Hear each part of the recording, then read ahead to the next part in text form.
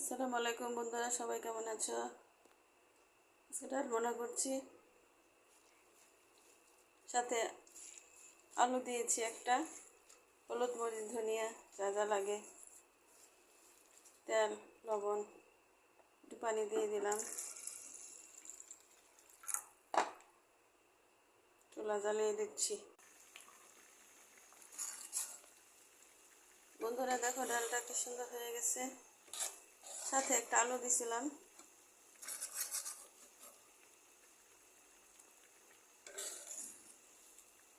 সবাই আমাদের পাশে থাকবে, আমাদের চ্যানেলটি সাবস্ক্রাইব করবে, শেয়ার করে দিবে।